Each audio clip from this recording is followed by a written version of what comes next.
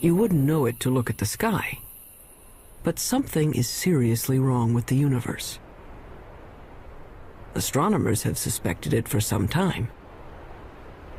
Now, they're pretty sure. For one thing, the universe may be billions of years too young.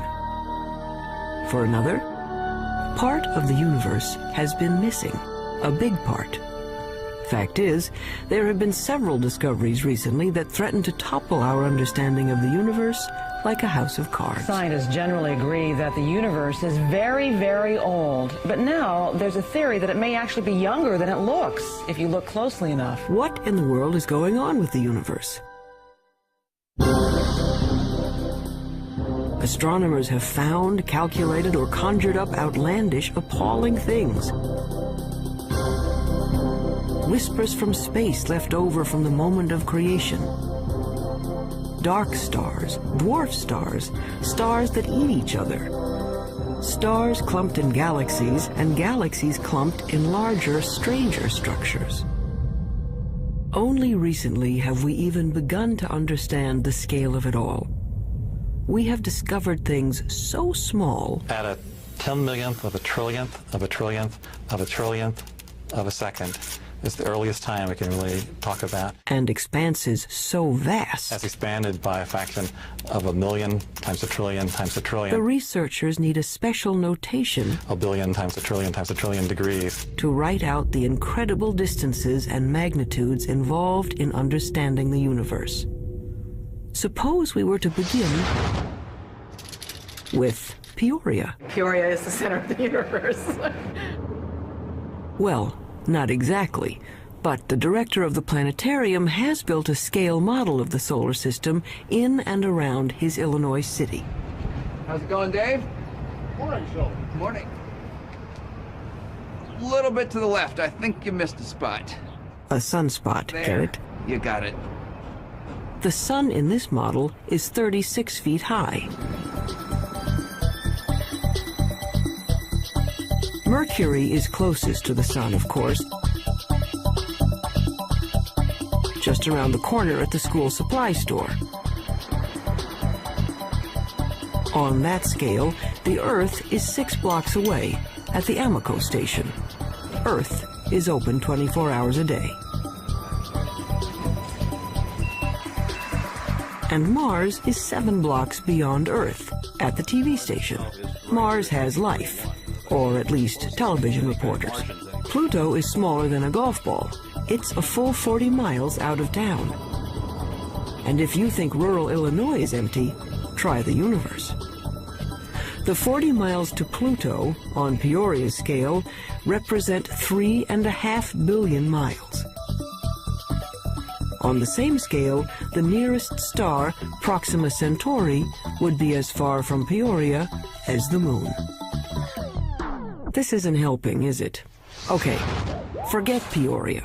Our sun is bright because it's close, just 93 million miles away. Stars are suns, but farther away. The nearest star is 25 trillion miles away, so far that light from Proxima Centauri, light, the fastest thing in the universe, takes 4 years and 4 months to get here. They say the star is 4 1/3 light years away. Our sun is just one of the billions of stars in the galaxy we call the Milky Way. How far across is the Milky Way? Real far, 100,000 light years. And the Milky Way is just one of some 50 billion galaxies. It's 1 million light years to the nearest galaxies and tens of hundreds of millions of light years just to cross our galactic neighborhood. It has been said that someone looking at the universe is like an ant contemplating a skyscraper times 1 billion. So what human beings have done is bring the lights in the sky down to Earth. They've personalized the stars and named them like they name dogs and horses. This grouping of stars in the southern sky is known as Orion. The shepherds in ancient Crete decided it looked like a hunter armed with a club and carrying a shield made of lion skin. Cretan shepherds had great imaginations. how do we know what we know today about the universe? Well, we've been trying to understand it for a long time. The awful majesty unveiled by night has, down the ages, stirred us to wonder and worship. Prehistoric astronomers used elaborate monuments to mark the sunrise and the sunset. By 300 BC, Aristotle taught there were transparent globes around the Earth, on which were mounted the sun, moon, planets, and farthest out, a sphere studded with little stars. As late as the 16th century, most still believed the Earth was the center of the universe. There were a few people, like Copernicus, who thought the Earth circled the sun, but not many. Then, in 1608, an Italian named Galileo heard that you could make a spyglass with two lenses in a tube. He built one and aimed it up. It was not until Galileo perfected the telescope around 1610 and pointed it at the Milky Way that he was able to say that the Milky Way was just millions of stars. And if you take a pair of binoculars on a clear night and look at the Milky Way, you'll just see that it's nothing but stars and clusters of stars. Galileo's telescope magnified things about as much as a pair of binoculars, but that was enough. He saw that Venus had phases like the moon, that the sun had spots on it, and that the moon had mountains, and that Jupiter had 4 moons.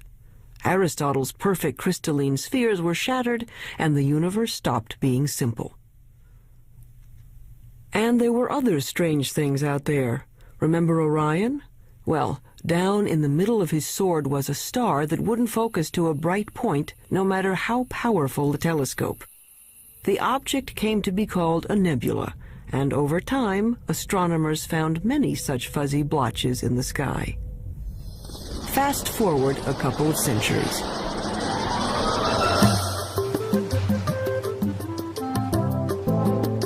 By 1924, the big astronomical telescopes had mirrors as well as lenses to concentrate the light. The one on Mount Wilson in Southern California had a collecting mirror 8 feet across. Images were captured on photographic plates in slow, careful time exposures. In the dark chill of the observatory dome, Edwin Hubble was studying a distinctive kind of star called a Cepheid variable. Astronomers use it as a distance marker because they know how bright nearby Cepheids are. They know that the dimmer the Cepheid, the farther away it is. Hubble was looking for Cepheids in his photographs when he realized he was seeing an entirely separate galaxy, Andromeda, 2 million light-years away. A lot of those fuzzy nebulas turned out to be galaxies like our own. And the light from those galaxies looked redder than anyone expected it to be. It's just like the pitch of a car engine. You know, as a car goes zooming by, you hear the engine kind of go, With light, when something's coming toward you, the spectrum gets shifted toward the blue. When it's going away, it gets shifted toward the red. It was Hubble who recognized the significance of the red shift in the light. All those galaxies must be moving away from one another at terrific speeds. The entire universe was growing. The idea of an expanding universe surprised just about everyone and made a lot of scientists uneasy, even Einstein. Researchers wanted to believe in a universe that always was and always will be, eternal. But galaxies flying away from each other meant that once, long ago, they were clumped together. It meant something started them moving. The universe had a beginning. Today, it's called the Big Bang Theory. First, the universe was a bright, hot point, smaller than an atom. And the mother of all explosions, it started expanding. Eventually, the hydrogen gas in space cooled down and began to form stars and galaxies of stars. Galaxies flying outward, surfing along on the expansion of space itself. So now we can calculate the age of the universe. It's the kind of mathematics you do on a motor trip. If your speed is 30 miles an hour and you've traveled 60 miles, you can figure you've been traveling for 2 hours. The red shift tells us the speed of stars, and the milestone Cepheid stars tell us how far they've traveled. When astronomers divide it out, it says the Big Bang happened 15 to 20 billion years ago. Long ago and far away. So who cares? Well, we're answering one of the most fundamental questions that human beings can pose, and that is, how old is the universe that we live in? How did it begin? And what's its evolution? Those are major questions. Those are major philosophical questions, questions that religions have touched on, philosophy has touched on, physics is touching on, mathematics is touching on. And the people who are eventually going to come up with what is going to be accepted to be the right answer will make history of a kind. They will have contributed significantly to human knowledge. That, I think, is why it's such an important set of questions. And there's been a growing sense, as the millennium approaches its end, that the right answer is on the tip of our tongues, so to speak.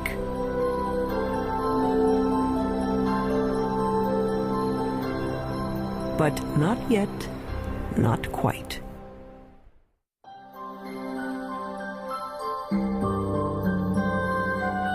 Today's stargazers usually head for the hills.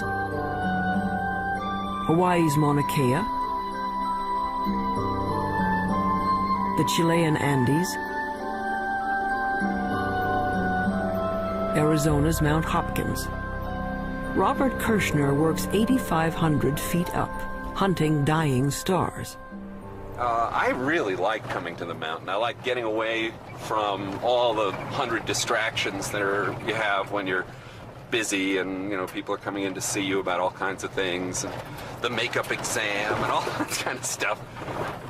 And to just concentrate for a couple of days only on the scientific investigation, only on what you're trying to do, it's very, very good. Light pollution has chased astronomers out of the cities to lonely vigils in remote locations. Kirshner watches for the sudden flare-up that means a star has exploded, a supernova, or its smaller cousin, a nova. The kinds of things I'm working on, these supernovae, which are events that come and go, if you don't get it this year or this month, that one is gone. You just lose the chance.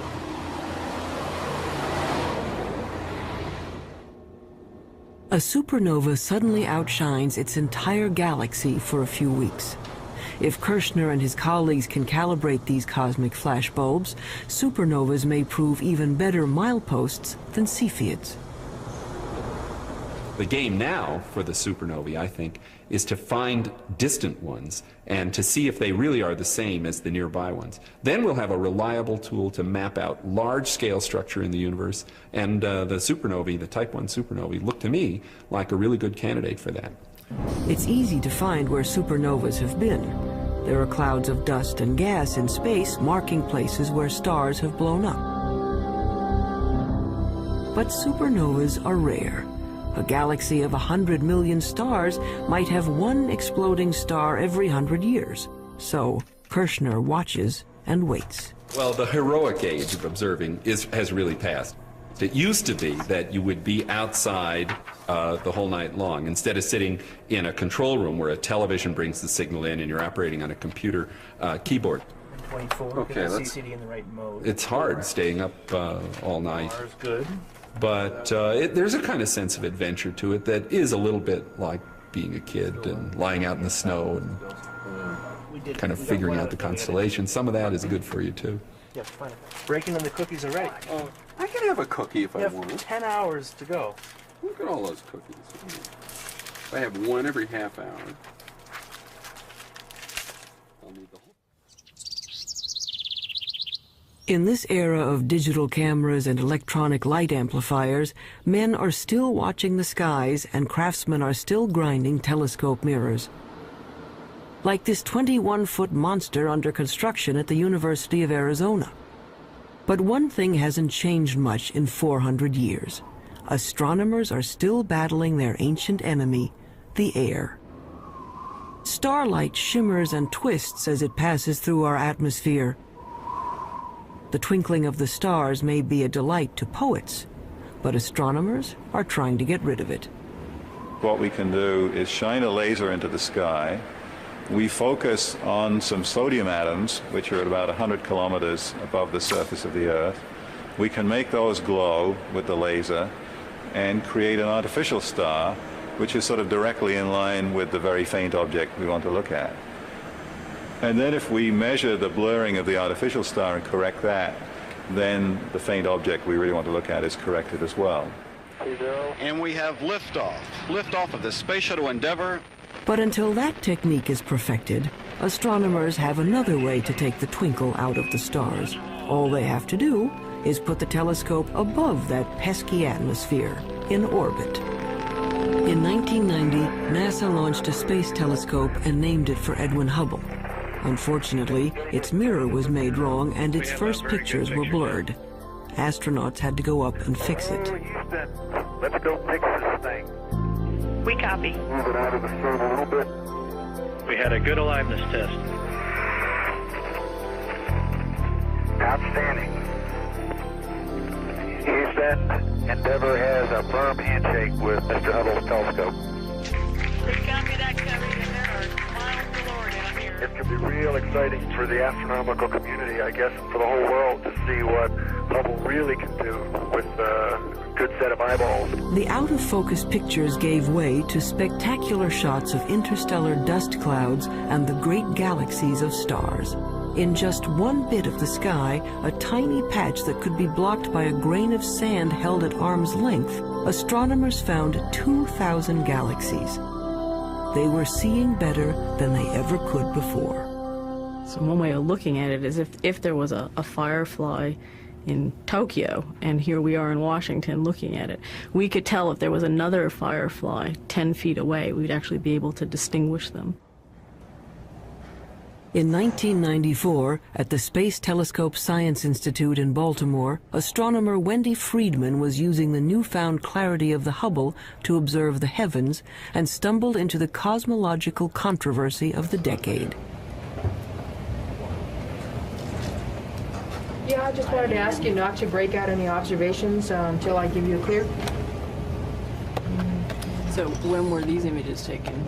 She and her team, like Edwin Hubble before them, were looking at those milestone stars.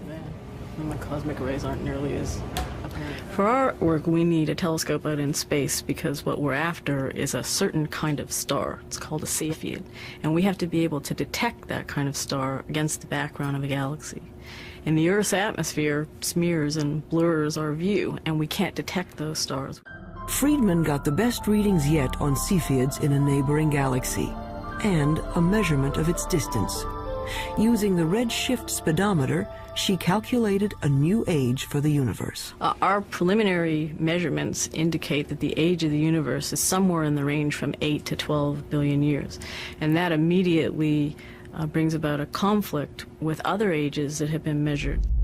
That's a problem. Her universe is younger than some stars, and the age dating of stars is very accurate. Scientists can read a star's chemical changes like a clock. When we look at a cluster of stars, hundreds or thousands, it doesn't really matter. What we have to do is go in and measure the brightness of the brightest star that's left in the cluster, that's still burning hydrogen in its core. And that star is the minute hand on the clock, because that's the star that is closest to burning out its hydrogen, closest to ending its life, and that's a direct measure of the age of the cluster. But unfortunately, the star clock has been running 6 billion years longer than Friedman's universe. But we're looking at globular star clusters, 100,000 to 1 million stars, and they're being age dated by several very reputable groups of physicists, astronomers, and they're all coming up with ages 17, 18, 19 billion years. That's a problem.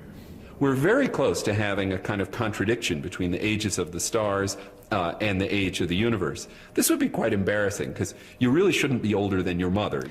Clearly, if the universe is 10 or 12 billion years old, then there can't be stars in the universe that are 15 or 17 billion years old. That's not logical, at least if the entire Big Bang theory is right or even close to being right.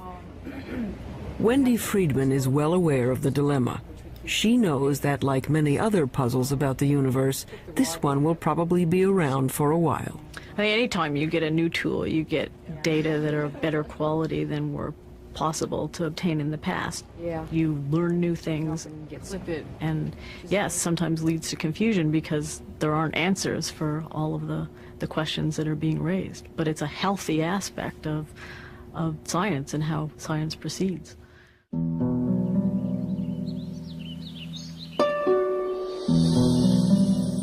There's more to the universe than meets the eye. We can see only a small part of what's going on out there. What we call visible light, the rainbow from red to violet, is a small slice of a larger spectrum. But there are other ways of seeing. With the right technology, you can look at the world in everything from X-rays to infrared to radio waves. In the last few decades, the new tools have brought a previously hidden universe into view.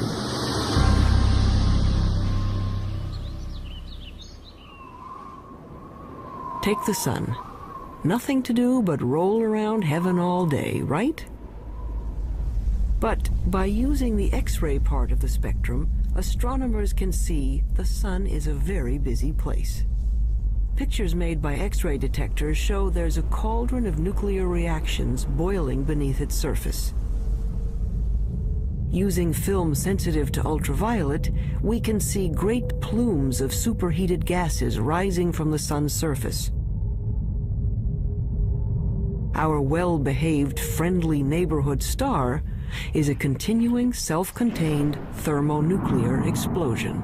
It's in high-energy astronomy where you really see that the universe is a violent place. It's not just made up of these good citizen stars that sit quietly fusing their hydrogen into helium.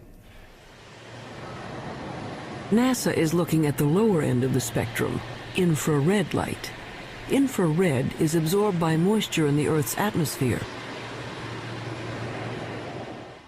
So infrared telescopes are mounted on planes to lift them above the clouds.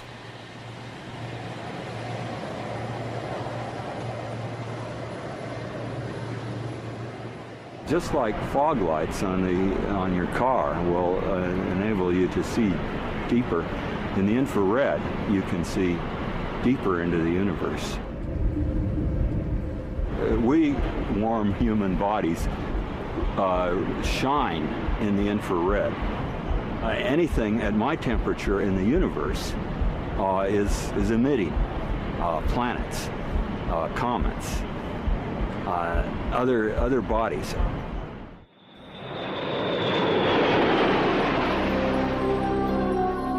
The star-forming regions of the universe are often hidden from view by dust clouds, until infrared astronomy allowed us a way in. Now we can see clouds of frigid hydrogen gas condensing and starting to heat up as stars. The sky in the infrared is a strange and wonderful place. Once we learned where to look, we could peek into these stellar nurseries and snap some baby pictures. This is Hubble's view of the Eagle Nebula. The bright spots on the edge of these monstrous pillars of gas are brand new suns.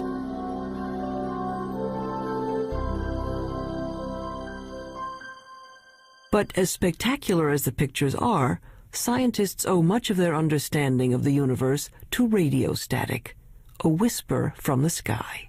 If you're listening to the universe with a radio telescope, it would mainly be a hissing sound.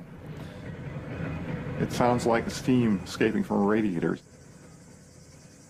They heard it first by accident.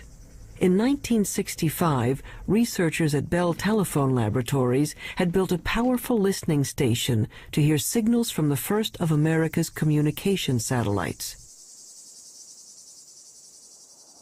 But they were distracted by an ultra-low frequency hiss from everywhere in the sky. What they were picking up was energy from the bright flash that started the universe, an echo of the Big Bang itself. Radio astronomy was the second big window we opened on the universe. The first big window was Galileo going and putting a telescope to his eyes and seeing what he could see with his own eyes, and then with film eventually. The next big step was radio astronomy. It's a great step forward in terms of discovering new things and understanding new things. The discovery of the cosmic background radiation was a fatal blow to those who wanted to believe in an eternal universe. The Big Bang proponents had won. But the cosmic background radiation seemed to be smooth and even, coming from everywhere in the sky. Just what you'd expect from a universe that began from a single point. But then, why weren't the stars spread evenly through space? Galaxies should be moving steadily outward as the universe expands. Each should be moving away from all others like raisins in a rising loaf of bread. Astronomers had thought that the universe was sort of expanding uniformly and the galaxies were just going along, and that the only motion we should see is the Earth going around the sun and the sun going around the galaxy. But in fact, what we saw was that the largest motion of all was the galaxy itself moving. And that really surprised astronomers, and the only conclusion we could come to was that something was causing the galaxy to move away from just the simple expansion of the universe. And after thinking about it for a while, the conclusion was that there must be a large group of galaxies near us. When astronomers plot the position of galaxies in their computers, they find filaments and clusters and walls of galaxies. How could that be if radio telescopes were saying the energy of the Big Bang was evenly spread across the sky? There had to be some seeds at the beginning. There had to be some small lumps in the early universe that are going to grow to create the structure. So Smoot went looking for irregularities in the background radiation to show that the Big Bang explosion was uneven. In 1989, his instrument package went up on a satellite, the Cosmic Background Explorer. It found subtle variations in the energy left over from the moment of creation. Announced in 1992, it was one of the momentous discoveries of the century. The universe made sense again. Smoot later told the press these wrinkles in the cosmic background radiation were the largest structures ever seen and the oldest. He told reporters that it was like seeing God. And that's the one that the press grabbed on because that's the one people could relate to. And that got spread all over and got much more attention, including people from philosophy and religion coming in and asking questions. But if researchers could finally explain why there are stars and galaxies and collections of galaxies, that didn't solve their other major problem. It's a little like the old childhood rhyme. The other day upon the stair, I met a man who wasn't there. He wasn't there again today. Oh, how I wish he'd stay away. The problem is that we know that at least 90% of the universe is something we don't know what it is. In the late 1970s, astronomer Vera Rubin and her associates noticed something peculiar on the outer edges of spiral galaxies like our own. Like flotsam caught in a whirlpool, stars on the fringes of galaxies should be moving more slowly than stars at the center. But what Rubin saw appeared to defy the laws of physics.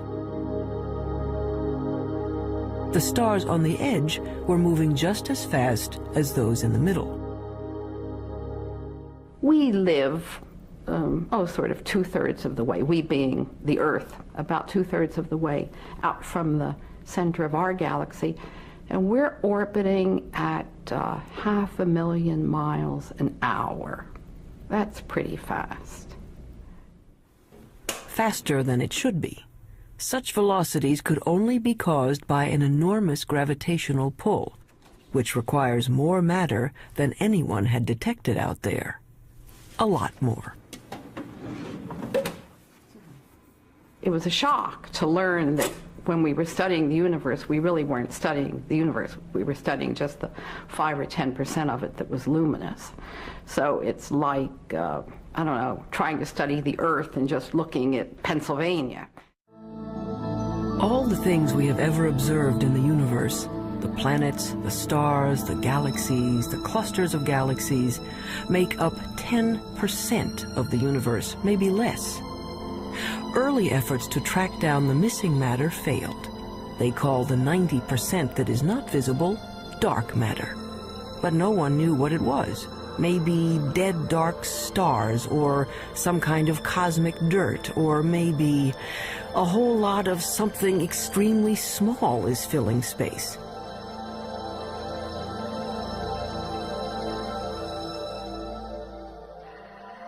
Subatomic particles called neutrinos might make up part of the missing mass, but not enough.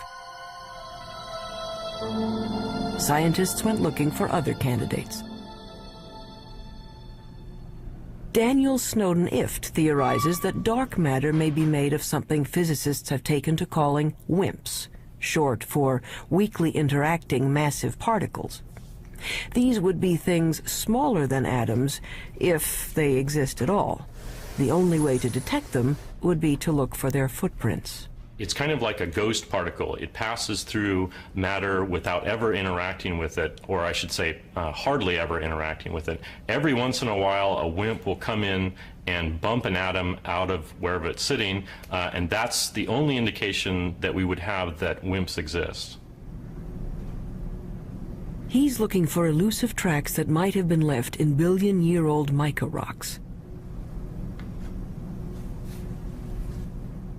Mineral mica has one of the most regular atomic structures of all, so if a WIMP had passed through it, it might have knocked some atoms out of alignment. What we're looking for is the WIMP to come in, bump one of the atoms in the mica, and that recoiling atom then produces a chemical change within the mica. In his search for the WIMPs, he splits up endless mica samples and bathes them in hydrochloric acid.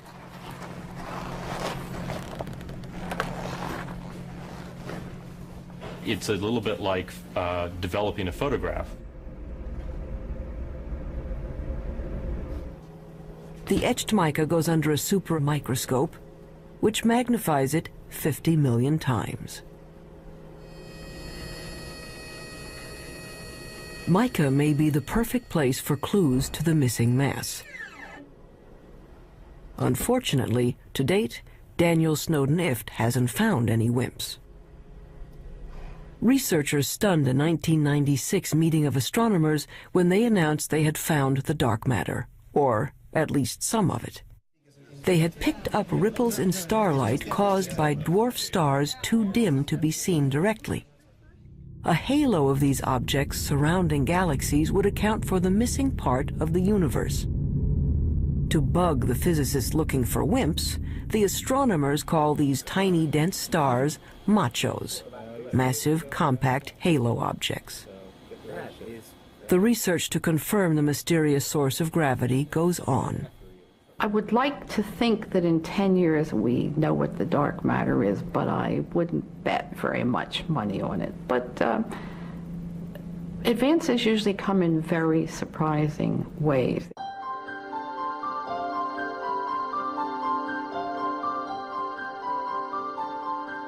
Why do we care about something that we can barely measure and can't see at all? Because it might tell us how the universe is going to end. Matter makes gravity, and gravity is the only thing that can act as a brake on the expansion started by the Big Bang. If there is not enough dark matter, the universe may go on expanding and cooling to end not in a bang, but a shiver. If there is enough dark matter, the expansion of the universe will coast to a stop and reverse, everything falling back together, till the Big Bang ends in a big crunch. And maybe, just possibly, a new Big Bang to start things up again.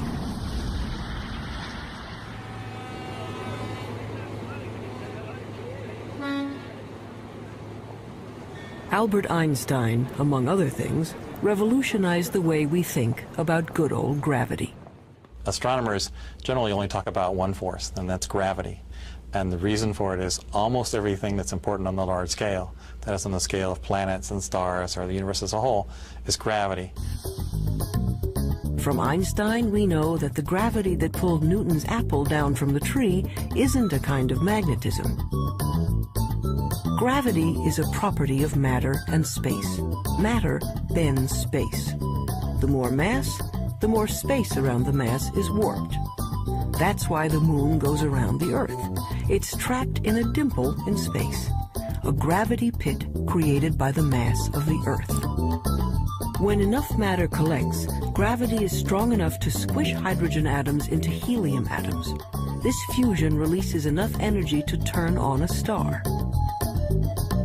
But gravity is also a star killer. Stars are born, age, evolve, and eventually die, just like people.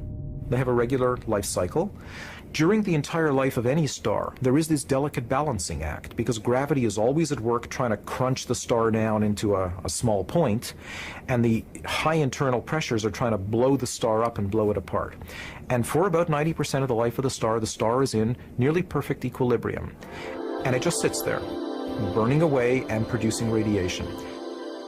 But when the fuel is gone and the fires go out, gravity is free to collapse the star. A medium-sized star like our Sun will burn steadily for 10 billion years. Then, in a kind of cosmic spasm, it will puff up to engulf the inner planets before collapsing into one of those white dwarf stars. A star twice the mass of our Sun would collapse even farther, ending up as a super-dense star the size of New York City, a neutron star. A teaspoonful of stuff from a neutron star would weigh 100 million tons. But what happens to a bigger star when its fires die down? Say a star 50 times the size of the Sun. It may blow up as a supernova, leaving a neutron star, but then it keeps on shrinking to infinity. An infinitely small point with a gravity so powerful that not even light can escape. There's no there there. It's a black hole. And the analogy that we have to space being stretched by the material is you have a rubber sheet and you put a ball on it and it causes a dent. Put a heavier ball, it'll cause a deeper dent. If you put a heavy enough ball, it'll just tear through the rubber sheet altogether. If you force too much matter into a limited amount of space, it'll just tear space like tearing the rubber sheet. You can be forgiven for thinking a black hole is some sort of weird science trick. An infinitely small, invisible star defies common sense. It's what happens when you use mathematics as your lens on the universe. But out here on the high desert of New Mexico, they've found that black holes do exist outside of equations. 27 giant radio dish antennas, each 80 feet wide, are positioned over 13 miles to form a single huge radio telescope. They call this very large array of antennas the VLA, which stands for the Very Large Array of Antennas. James Moran is one of the world's foremost radio astronomers. The VLA has had a tremendous impact over the last 15 years. It's very important because it has tremendous versatility. This technique of radio interferometers was developed after World War II, but this is the first really big array. Dust obscures light rays, but this instrument can penetrate that dust because radio waves go right through the dust, and we can see down to the core of things that can't be seen in optical astronomy, for example. It turns out that a black hole can create radio signals as it sucks in matter. The signals can show up as a beam of microwaves, a microwave laser, or maser. Why you would find a maser in a black hole is a complete mystery. I don't think anybody would ever have predicted this. What we have found is that there's actually a very light molecular cloud in a disc shape. My friends refer to it as the maser frisbee. We didn't go looking there hoping to find something coming out of very compact region around the black hole. It just plopped onto our computer printouts. A black hole can attract dust and gas in its neighborhood into a whirling disk of molecules. Those molecules release great bursts of radio energy as they are drawn in. There seem to be black holes made not from single stars, but from whole clusters of stars. They have a mass 100 million times that of our sun. But these monsters are still infinitely small points, capable of gobbling up other stars. But where does the stuff that falls into a black hole go? Does it just fall out of the universe? Possibly. Or it may pop up somewhere else in space. If you'll excuse an indelicate metaphor, there may be white holes regurgitating matter eaten by black holes in another part of the universe, a wormhole in the fabric of space and time, allowing you to go from one location to another without crossing the space in between.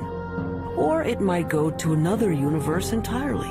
Astronomy's reigning theoretical genius, Stephen Hawking, proposed that the black holes in our universe might well give birth to other universes. In fact, there might be any number of universes, like bubbles in the bath. We don't know, and probably can't know. If you fell into a black hole, you'd be stretched until you were thinner than a strand of spaghetti, which wouldn't bother you because time would stop. The rules of the universe as we know them don't seem to apply to black holes. That's what happens when you start messing around with infinities. It leaves us with a universe with holes in it. A universe with a lot of room for imagination.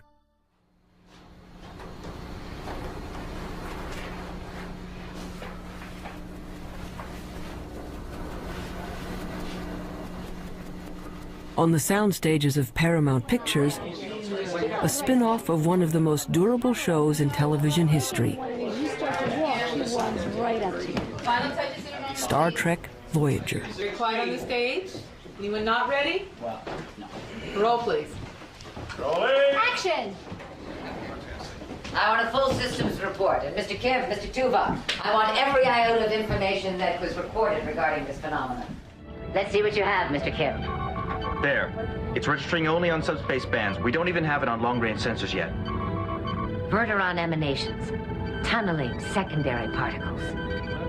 It certainly looks like a wormhole. But is it stable enough for us to enter? And if it is, where does it lead? There is, of course, a 75% chance a wormhole will not lead to the Alpha Quadrant. Great. Changing Jennifer's mark. That'll be Jennifer's mark. Yes, I gave that to our change. Real-world astronomers have confirmed now there are planets circling other suns. The problem is, we can't get to these other worlds in any reasonable amount of time. 20th century physics says nothing can go faster than the speed of light. You want black wrap that? Sure, go ahead. But that would be much too slow for a 24th century operation like Star Trek. The dramatic need of a television series called Star Trek is that we need to travel to a different planet every week. So Gene Roddenberry said, well, okay, we're going to have something that he called warp drive, which somehow warped space and let us travel through subspace. How does this work? We don't know. But nevertheless, we see it work every week, and hopefully the audience buys it. A lot of scientists love this show and have even written books showing how Star Trek physics might work. Shake anyone? Felix, what happened to you? After all, it wouldn't be science fiction if it didn't have science in it. Star Trek science advisor Michael Okuda. Our core fan audience is tremendously scientifically knowledgeable, and when we violate the laws of physics or the laws of physics according to Star Trek, they let us know, so they keep us honest. In the third season of the show, once we had a phaser come out of a photon torpedo port, something that I, to this day, don't know the difference between. And we got over 100 letters the next day. Any analysis yet, Ensign? Too far away. We'd have to be within 1,000 kilometers to get a detailed analysis. But that would mean a significant course change. Well, Mr. Kim, if there's even the possibility of finding a wormhole, I think we can afford a detour. Scientists take wormholes seriously enough that they have become an assignment in George Smoot's physics class. Given a wormhole a couple of miles across, students are asked to calculate what could pass through without being destroyed by gravitational tides. The smallest piece of electronic that wouldn't be torn apart in terms of going through this. And the answer was, it's something that's smaller than a chip, but it's roughly the size of a chip. And so, you know, in science fiction shows, they just show small wormholes that you go into, but in reality, the wormhole would have to be quite huge. But theoretically, at least, you could go someplace else in space or time. As far as physics goes, a wormhole is a loophole in the laws of the universe.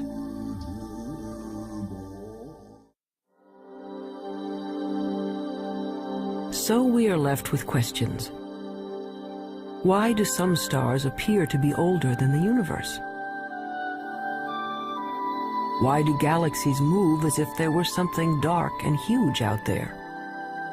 We're not making people live 200 years. We're not doubling the gross national product. What we are doing is enriching everybody's lives by trying to answer some of the questions that I think everybody's interested in.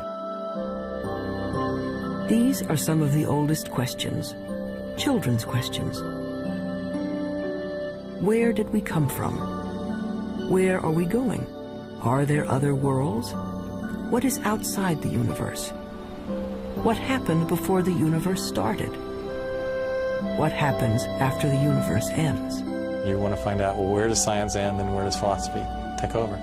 And it's not clear where they do. Modern astronomy is a young subject, and each time we get a new and better tool for looking into the void, we find surprises. More and more data that doesn't quite fit. And I think it's portrayed as if the field is in total confusion and chaos, and I think very often it appears that way at the forefront when things are not understood and there are unsolved problems. But progress is being made. The fact that we're able to take these subtle clues, that things you can barely measure with the biggest, most sophisticated instruments, and figure out that they are telling you about what the universe was like 15 billion years ago, I think that's a terrific thing. Why does the universe exist? Given the fact that it does exist, the fact that it is as exquisitely beautiful, as exquisitely tuned as it is, that it works as astonishingly well as it does, and that we, very tiny creatures on a rather remote planet, not in any special place in the universe, have been able to evolve in this universe and sense the universe, the entire universe around us, that we can sense that there are things out to 15 billion light years away from us.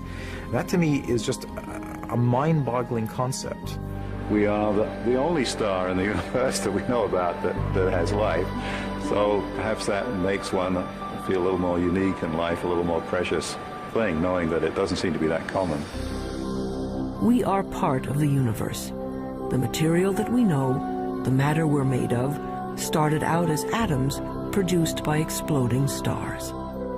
I like very much the fact that every atom in our bodies has come from some star.